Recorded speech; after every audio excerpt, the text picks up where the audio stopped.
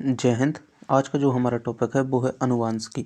अनुवांशिकी के अंतर्गत जितने भी पीईबी ने अपनी पुरानी परीक्षाओं में प्रश्न पूछे हैं उन सबको हम यहाँ पर डिस्कस करने वाले हैं, जैसा कि कई वीडियो में हम करते आ चुके हैं। तो आज हम अनुवांशिकी के कुछ 20 प्रश्नों को डिस्कस करेंगे। इसके बाद अगला पार्ट लेके आएंगे, उसमें 20 और अगले 20 में हम कुल 60 प्रश्नों को डिस्कस करेंगे अनुवांशिकी के। और जो प्रश्न आपकी परीक्षा में पूछे गए हैं केवल उन्हीं प्रश्नों को डिस्कस करेंगे, ताकि आपको पीईबी के बेसिक प्रश्नों को बनाने की तकनीक का नॉलेज हो सके। तो वीडियो को देखने के लिए धन्यवाद, और वीडियो को लाइक और चैनल को सब्सक्राइब अभी से कर दीजिए, क्योंकि ये आपके लिए वीडियो बहुत ही खास होने वाला है। आज का जो हमारा पहला प्रश्न है, अनुवांशिकता नियंत्रण के घटकों के लिए। अनुवांशिकता के नियंत्रण के घटकों के लिए जो है जीन पद का चयन खालिस्तान ने किया था। किसने किया था जीन पद का चयन? ग्रेगर मेंडल ने, हुगो डी ब्राइस ने, या फिर टी.एच. मॉर्गन ने, या फिर डब्ल्यू.एच. जोहानसन ने। बताइए किसने किया था। एमपीएसआई में पूछा गया प्रश्न है, जीन पद का चयन किसने किया था, बताइए। तो आप कहेंगे सर डब्ल्यू जोहानसन ने जीन पद का चयन किया था। और कब किया था? तो 1909 में डब्ल्यू जोहानसन ने सर्वप्रथम जीन शब्द का प्रयोग किया था। और जीन होती क्या है? तो जीन अनुवांशिक क्रिया की जो है मूलभूत इकाई होती है जीन। और फिर मेंडल ने किया था। तो मेंडल के बारे में अगले जो प्रश्न आ रहे हैं वहाँ पे पढ़ेंगे, तो हम डबल टाइम नहीं लेंगे। अगला प्रश्न है हमारा, मेंडल ने मटर के पादपों में कितने प्रकार के विषम लक्षणों को निर्धारित किया था? मेंडल ने जो है, आप सबको पता होगा, मटर के पौधों पर प्रयोग किया था। लेकिन जो ये मटर के पौधों पर प्रयोग किया था वो कितने प्रकार के विषम लक्षण थे उसके बारे में आपको बताना है। जो विषम लक्षण थे कितने प्रकार के थे? 2 प्रकार के थे, 5 प्रकार के, 7 प्रकार के, या फिर 9 प्रकार के? कितने प्रकार के विषम लक्षणों का निर्धारण किया था? जी हाँ, तो वो कितने थे?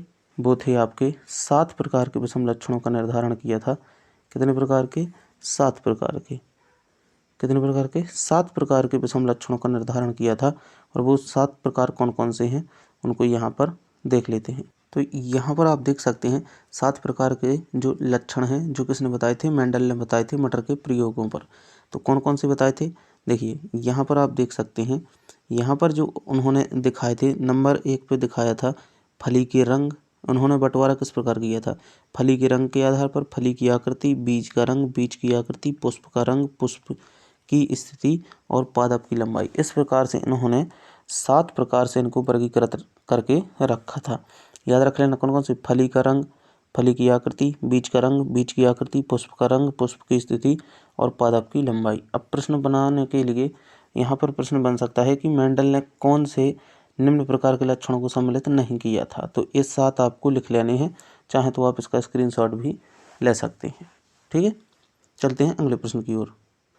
अगला प्रश्न है आपका, एकल लक्षण के साथ संकरण प्रयोग करना कहलाता है। एकल लक्षण के साथ संकरण प्रयोग करना क्या कहलाता है?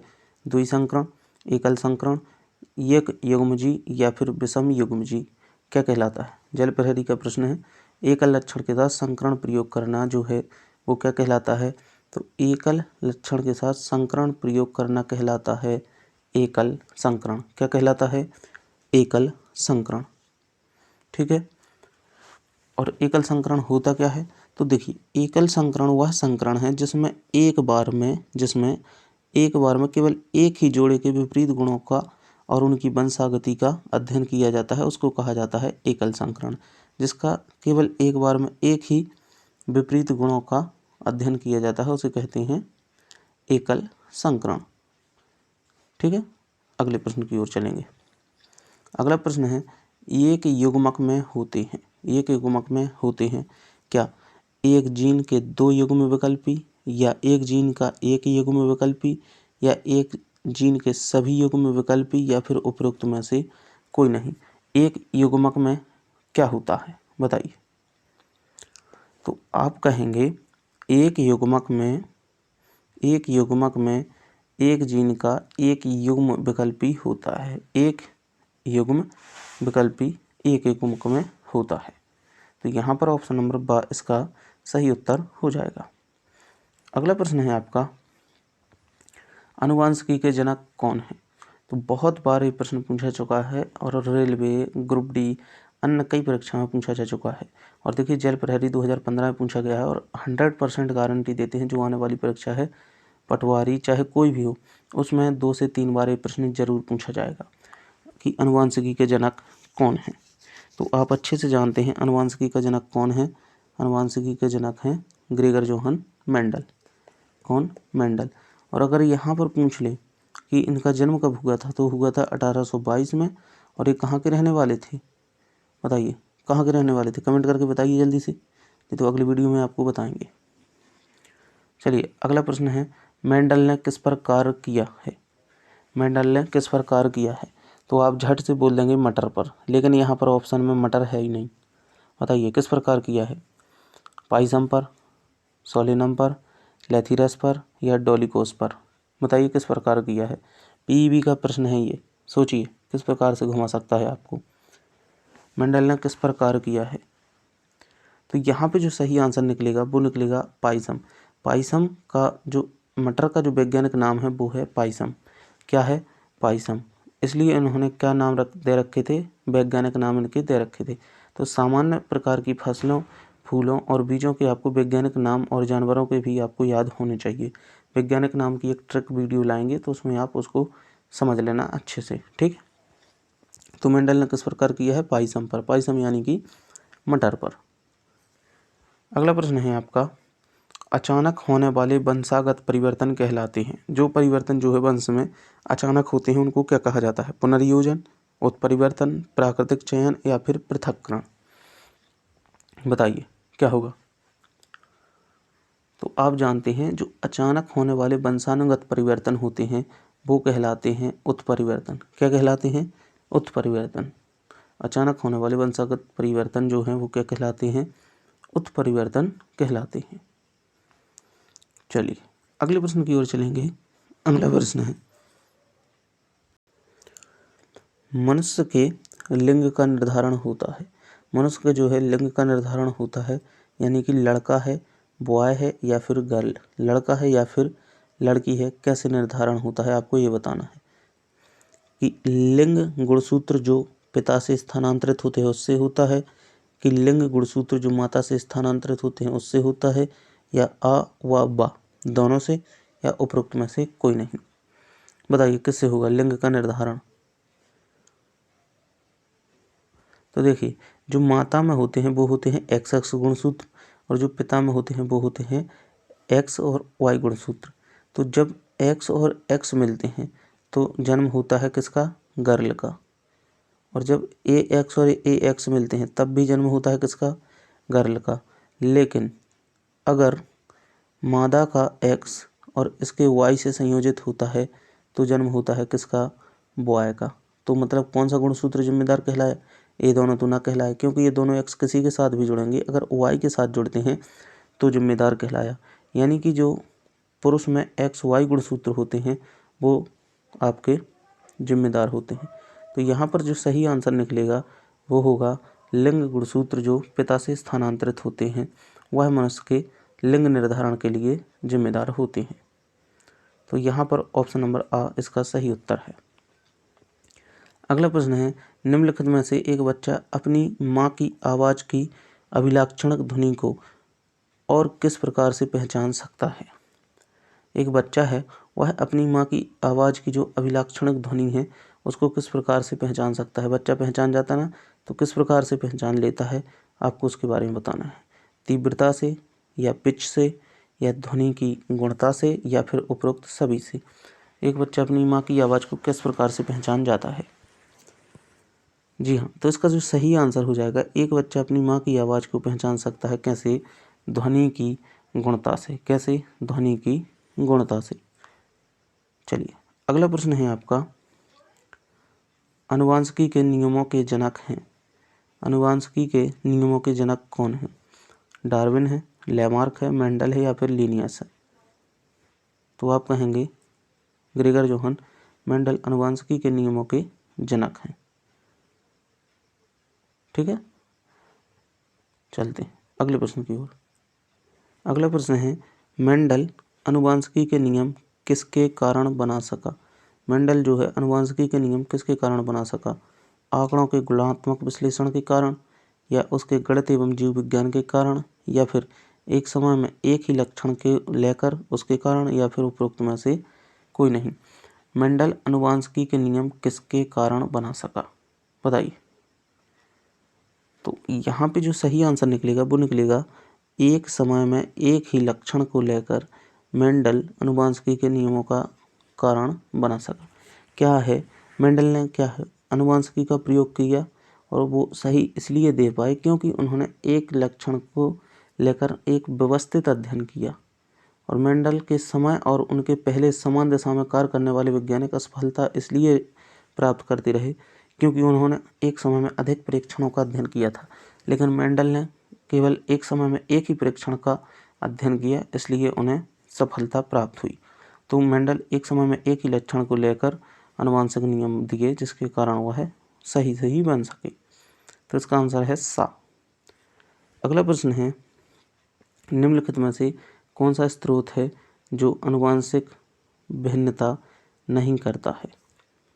निम्नलिखित में से कौन सा स्रोत है जो आनुवंशिक विभिन्नता नहीं करता है? डीएनए की कॉपी, ये तो आनुवंशिकता से संबंधित है। लैंगिक जनन, ये भी आनुवंशिकता से संबंधित है। पर्यावरण या पोषण, तो पोषण भी आनुवंशिकता से संबंधित है, यानी ये तीनों गलत हो जाएंगे। अब बचा कौन? पर्यावरण। पर्यावरण जो आएगा वो आएगा अर्जित, आनुवंशिक में नहीं आएगा। वो किस में आएगा? वो आएगा आपका अर्जित में। तो पर्यावरण जो है वो आनुवंशिक नहीं है, वो अर्जित लक्षण है, इसलिए इसका सही आंसर हो जाएगा कि पर्यावरण वह स्रोत है जो आनुवंशिक विभिन्नता को नहीं करता है। पर्यावरण कैसा स्रोत है? अर्जित स्रोत है। ठीक है। अगला प्रश्न है आपका, एक ही गुणसूत्र पर स्थित सभी जीन, एक गुणसूत्र पर स्थित सभी जीन एक संलग्न समूह बनाते हैं, या फिर कोई भी संलग्न समूह नहीं बनाएंगे, या फिर उनकी आपसी दूरियों के आधार पर अलग समूह बनाते हैं, या फेनोटाइप को प्रभावित करने वाले परस्पर संवादात्मक समूह बनाते हैं। बताइए, एक ही गुणसूत्र पर स्थित सभी जीन क्या करते हैं? तो आप कहेंगे एक ही गुणसूत्र पर स्थित सभी जीन एक संलग्न समूह का निर्माण करते हैं, एक संलग्न समूह बनाते हैं, एक ही गुणसूत्र पर स्थित सभी जीन। तो इसका आंसर नंबर आ सही हो जाएगा। अगला प्रश्न है, दो लंबे मटर के पौधों में संकरण करने पर कुछ बौने पौधे प्राप्त हुए तो उनके जनक का जीवन प्रारूप क्या होगा? दो लंबे जो हैं मटर के पौधे थे, लंबे मटर के पौधे थे, और उनका संकरण कुछ बौने पौधे किया गया तो कुछ बौने पौधे प्राप्त हुए, तो उनका प्रारूप क्या हो सकता है?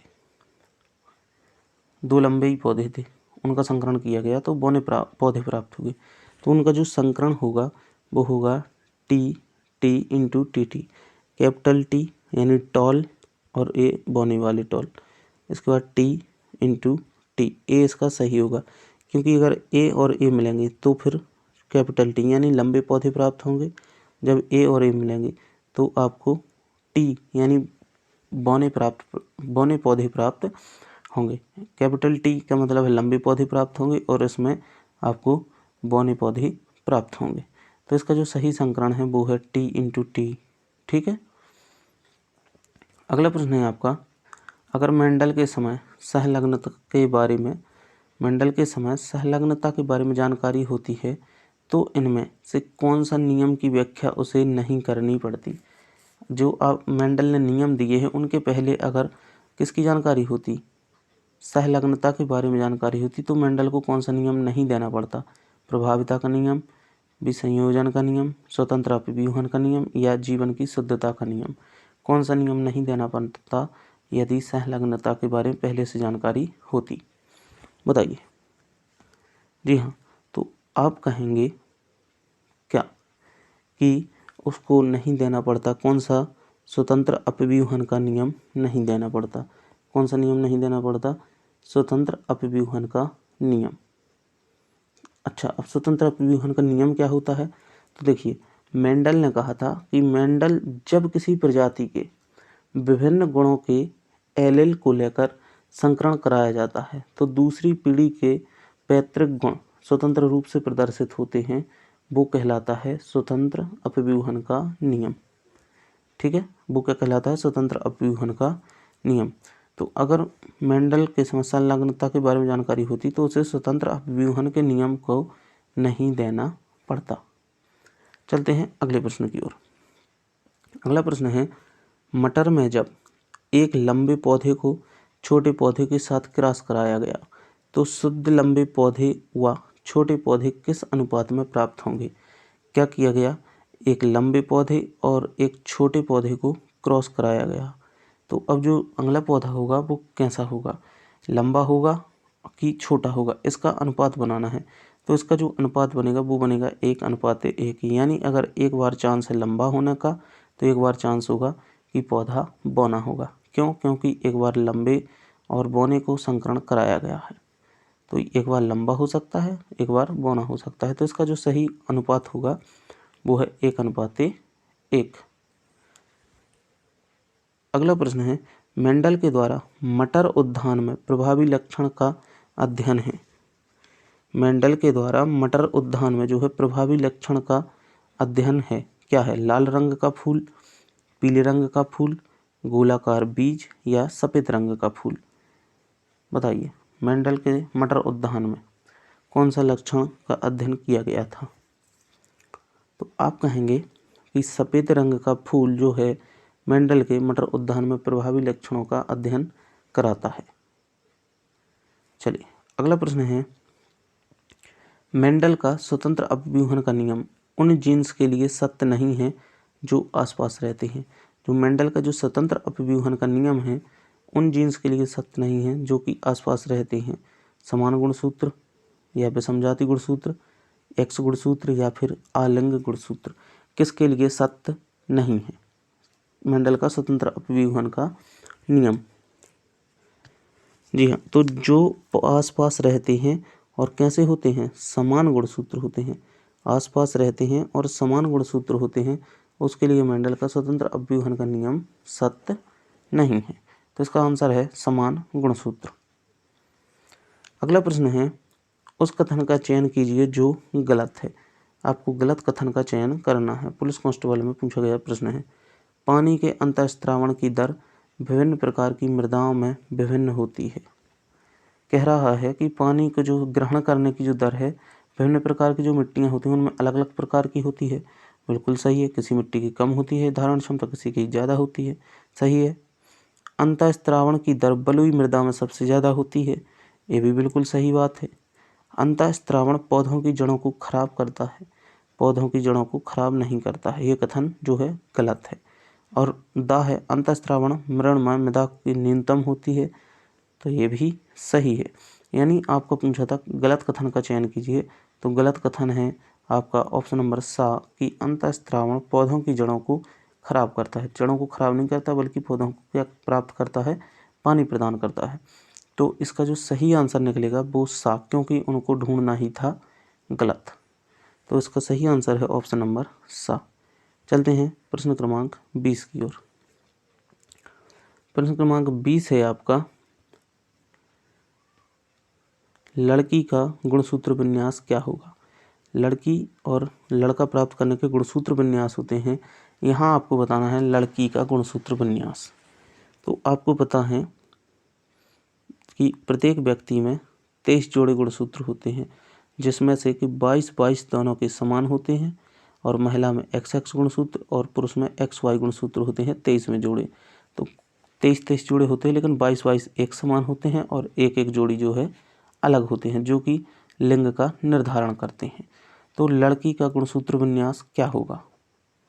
तो जो लड़की का गुणसूत्र विन्यास होगा 22 युग्म होंगे, और क्या होगा? 22 युग्म के साथ साथ क्या होगा बताइए? जी हाँ, तो उसका जो सही आंसर होगा 22 युग्म के साथ साथ होगा XX। आपको अभी समझाया भी था कि जैसे मृदा है, मादा है और नर है, यानी कि महिला पुरुष। अगर महिला का X गुणसूत्र पुरुष के X गुणसूत्र से मिलता है तो जो जन्म होगा वो किसका होगा? गर्ल का। और अगर महिला का ए वाला X गुणसूत्र पुरुष के इस X गुणसूत्र से मिलता है तो भी जन्म किसका होगा? गर्ल का। लेकिन अगर महिला का AX गुणसूत्र पुरुष के Y गुणसूत्र से मिलता है तो जन्म होगा किसका? बॉय का। किसका? बॉय का। और अगर महिला का AX गुणसूत्र पुरुष के Y गुणसूत्र से मिलता है तो भी जन्म किसका होगा? बॉय का। यानी कि अगर X से X मिले, X से X मिले तो गर्ल, और अगर XY होते हैं तो बॉय। तो यहाँ पर आपको बताया 23 जोड़ी गुणसूत्र होते हैं। 23 में से जो है 22 गुणसूत्र जो है महिला के और पुरुष के, 22 जोड़ी महिला और पुरुष के समान होते हैं, और एक जोड़ी अलग होते हैं। महिला में XX होते हैं, पुरुष में XY होते हैं। अगर AXX जुड़ गए तो लड़की होगी और XY जुड़ गए तो लड़का होगा। और यहाँ पर पूछा था लड़की का युग्म विन्यास, तो 22 युग्म एक समान और XX अलग। और अगर लड़की की जगह यहीं लड़का होता तो 22 युग्म एक समान और XY। तो फिलहाल इसका जो सही आंसर है वो है ऑप्शन नंबर सा। तो यहाँ पर हमने कुल आनुवंशिकी के 20 प्रश्नों को डिस्कस किया हुआ है। कितने प्रश्न? 20 प्रश्न। अगर प्रश्न पसंद आए हैं तो वीडियो को लाइक और चैनल को सब्सक्राइब जरूर करें। अगले पार्ट में मिलते हैं जल्द ही। जय हिंद।